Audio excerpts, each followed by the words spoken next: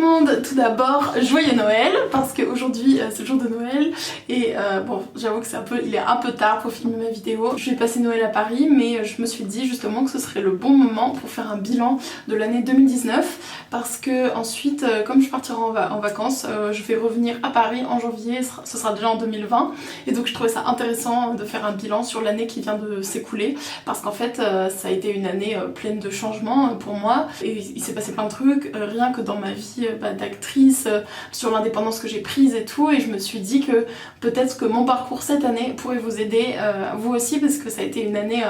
un peu charnière pour moi. Donc j'ai écrit sur mon carnet un peu mois par mois ce qui s'est passé et je vais vous le faire assez vite en résumé pour pas que ce soit trop ennuyeux. En janvier 2019 c'était les partiels surtout pour la fac, donc comme vous le saviez j'étais en fac d'histoire et ce qui est important c'est que cette année je suis passée d'un stade où j'allais tout le temps, tous les jours à la fac et je détestais ça et j'étais déprimée à cause de ça, à un stade où je suis indépendante financièrement et je fais plus d'études, donc voilà, il y a eu un gros changement par rapport à ça et je me souviens de ce mois de janvier parce que c'était vraiment horrible, il y avait les vacances de Noël mais j'étais super stressée à cause des partiels et je sais qu'il y en a plein qui se demandent s'ils devraient arrêter leurs études ou pas pour faire le métier de leurs rêves et moi personnellement je trouve que quand on suit sa passion on réussit mieux dans la vie que quand on fait des trucs qui ne nous plaisent pas et moi les études je les ai faites, j'ai fini ma licence et je suis quand même contente de les avoir faites mais je trouve en tout cas que je suis beaucoup plus heureuse maintenant donc voilà, je préconise pas forcément qu'on fasse un truc qu'on n'aime pas sous prétexte qu'il y a plus de débouchés derrière parce que pas forcément en fait. Donc à cette époque là j'étais au laboratoire de l'acteur, donc une école de théâtre et de cinéma à Paris et je me souviens que je galérais en impro et sur les textes surtout parce que je travaillais des scènes d'un film qui s'appelle Deux sœurs pour un roi et je faisais beaucoup d'impro et cette école là m'a beaucoup servi après pour l'année que je fais maintenant au niveau des impros, pour les castings, etc. C'est aussi en janvier que j'ai passé le casting pour La Bonne Épouse, le film que j'ai tourné pendant l'été et les mois d'après, février-mars, j'ai été contactée pour le callback, pour la première rencontre avec Martin Provost, le réalisateur, et ensuite pour le pot de début de tournage, pour les répétitions, donc il s'est passé plein de trucs jusqu'en été où c'était le tournage. Je me souviens qu'en avril, c'était encore des partiels que je préparais et j'arrivais pas trop à gérer les deux entre le théâtre, le cinéma et d'un côté et puis les études de l'autre et j'avoue qu'à chaque fois que j'ai fait des études et ma passion à côté, en fait j'arrivais pas trop à gérer les deux à la fois et ça finissait par je me concentre sur mes études parce que j'avais les échéances des partiels qui arrivaient et finalement je laissais un peu de côté ma passion et c'est ça que je trouvais dommage dans la fin d'année, le début de l'année 2019, c'est que c'est vrai que je me concentrais beaucoup sur mes études et finalement j'ai fait un peu les deux moyen alors que je trouve que c'est mieux de faire un seul truc d'un coup et à fond. Donc voilà, ça c'est mon conseil à moi-même pour l'année 2020 qui va venir, c'est de faire les trucs à fond plutôt que de faire tout moyen. C'est ce que je vous conseille aussi. À cette époque là je faisais les Miracle Morning, c'est-à-dire que je me levais à 5 ou 6 heures pour pouvoir être productive et travailler. J'avoue que cet hiver je l'ai pas trop fait, même je me réveille vers 9 heures et tout, un peu tranquillou, mais j'avoue que j'aimerais bien recommencer peut-être en 2020, mais ça c'est une autre vidéo sur les résolutions. À ce moment là, aussi en avril, ça me semble important de préciser parce que sur Instagram mon compte commençait vraiment à monter, à se développer, etc. Et je commençais à recevoir beaucoup de partenariats, de propositions de partenariats Instagram. Et pour ceux et celles qui me suivent sur Instagram, vous savez que je ne fais pratiquement jamais de partenariat avec des marques. Très rarement, ça fait je sais pas combien de mois que j'en ai pas fait parce que j'ai eu une très mauvaise expérience en avril de partenariat où c'était une phase où je recevais beaucoup de propositions et des propositions pour rémunérer en fait, mais ce qu'il faut savoir c'est que les dessous des partenariats Instagram c'est beaucoup de galères, de temps passé dessus et les marques ne vous font pas forcément confiance, et c'est tout un truc commercial en fait et ça me plaisait pas du tout et donc j'ai fait une petite déprime à cause de ça, franchement c'est vraiment inutile mais bon à ce moment là à cause de ça, à cause des partenariats et je pense peut-être en 2020 en reprendre mais seulement avec des marques que je choisis et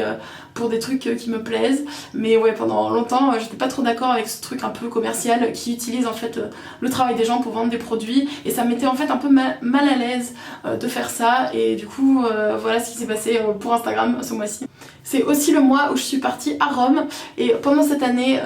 2019 j'ai fait pas mal de voyages, ce que je ne pourrais peut-être pas faire en 2020 pour des raisons financières, mais en 2019 je vivais encore chez mes parents et donc je n'avais pas du tout mon loyer et ma nourriture à payer, donc j'étais j'étais partie à Rome, je me souviens, en avril, et même au début, la deuxième partie de 2019, je suis aussi repartie à Madrid et à Vienne et à Prague. Donc franchement, j'ai beaucoup économisé pour mes voyages cette année et je suis contente d'avoir mis tout l'argent que j'avais gardé en 2018 pour ces voyages. Mais bon, je sais pas si je referai ça en 2020 du coup. Au mois de mai, ce qui s'est vraiment concrétisé, c'est que j'ai touché mes premiers cachets avec des répétitions de danse pour la bonne épouse. Enfin, des répétitions aussi de tout, de chorégraphie, enfin plein de trucs. Donc vous verrez ça dans le film. Les répétitions, j'ai rencontré toutes les actrices et tous les acteurs qui allaient participer à ce film. Et pour moi, c'était vraiment un peu un choc à ce moment-là. Enfin, je me suis vraiment rendu compte que ça se concrétisait, qu'on allait travailler ensemble, que c'était un groupe et que du coup, on allait passer beaucoup de longues journées ensemble. Et ça commençait déjà avec les répétitions et pour moi voilà, le fait que ce soit mes premiers cachets aussi c'était un peu significatif et ce qui fait que j'essaye aussi d'être intermittente avant le mois de mai de l'année 2020. Au mois de mai ça a aussi été mes premiers essayages costumes, je savais pas du tout comment ça se passait, je pourrais vous faire une vidéo là-dessus si vous voulez, plus en détail et si ça vous stresse parce que je sais que moi ça me stressait pas mal et voilà dites-moi si ça vous intéresserait, mais sinon ouais c'était mon premier essayage costume et c'était cool et j'ai découvert vraiment le monde du cinéma parce que c'était mon premier long métrage. Aussi en mai, ça peut paraître un peu anodin mais pour moi c'était un truc énorme, j'ai rencontré Lena Situation parce que c'est une youtubeuse que vous connaissez sûrement, que j'ai vu à un meet-up en mai et j'étais hyper fan d'elle, enfin je suis toujours fan d'elle en fait et à ce moment là quand je l'ai rencontrée en mai ça m'a vraiment motivée pour moi-même continuer sur YouTube parce que j'adore son travail et j'adore aussi son esprit et sa façon de travailler pour ses rêves et du coup je la trouvais hyper motivante et le fait de l'avoir vue ça a été un point de motivation donc aussi pour vous dire n'hésitez pas en 2020 à rencontrer des personnes qui vous motivent et qui vous motivent dans vos passions parce que ça peut vous aider si vous avez une phase de découragement. En juin je me souviens je suis allée à Lyon avec ma famille, c'était trop bien aussi et c'était aussi à ce moment là que j'ai voulu commencer un truc sur YouTube qui s'appelait le June Challenge, je me souviens et en fait c'était je voulais poster une vidéo par jour en juin, je crois que j'ai dû tenir genre 6 jours ou 7 jours, franchement j'étais fière de moi les premiers jours, je me couchais à genre 2 ou 3 heures du matin pour faire ça mais je me suis rendu compte que j'ai tenu qu'une semaine et c'est là que j'ai compris que c'était pas trop pour moi cette façon de fonctionner parce que ça me demandait beaucoup trop de travail et au bout d'un moment ça me dégoûtait de YouTube, limite j'avais plus du tout envie de faire des vidéos et j'avais fait une surdose donc après je suis repartie sur un rythme plus sain. Mais même maintenant je sais pas si vous avez remarqué j'ai un peu du mal à me tenir un rythme fixe parce que je sais pas, j'aime bien le changement et le fait de me dire je poste tel jour et tel jour, je sais que ça m'aide parce que ça me force à poster mais ça me faisait une contrainte en fait et ça me dégoûtait. Donc voilà, c'était un truc que j'ai réalisé en juin. Ah, en juin aussi, j'ai commencé les visites d'appartements parce que je voulais trouver mon propre studio. Mes parents sont séparés donc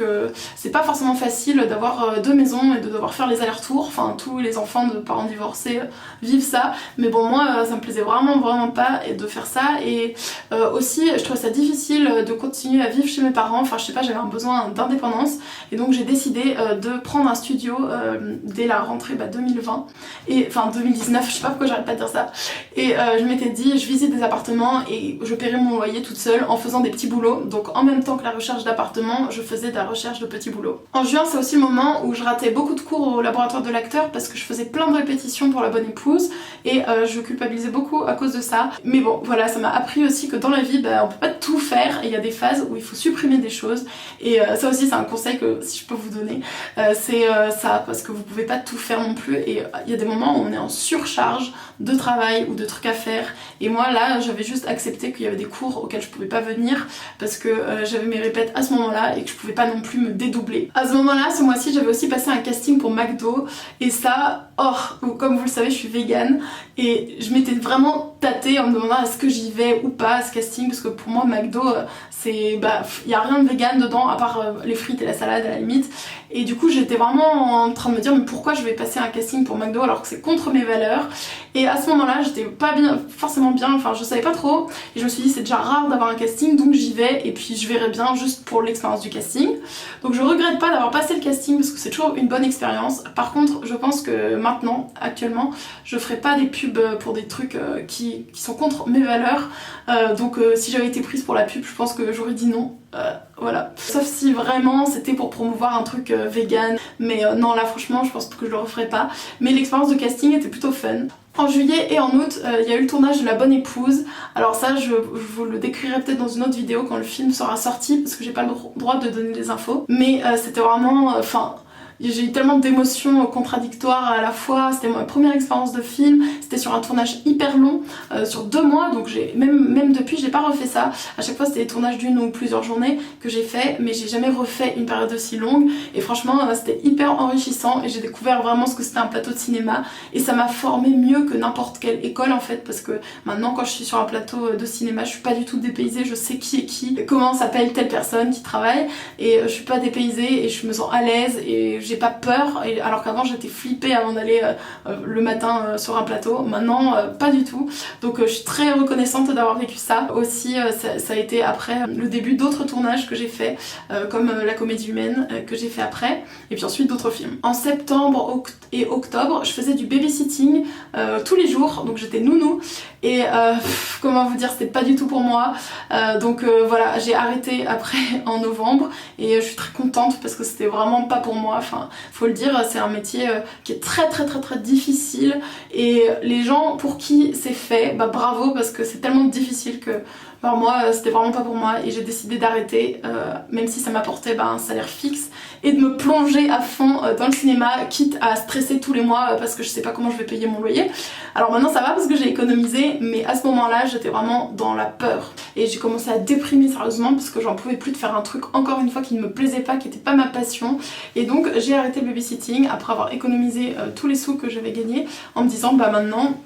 avec les sous que t'as gagnés de La Bonne Épouse, des autres films et du babysitting, tu peux te lancer, et c'est ce que j'ai fait. Maintenant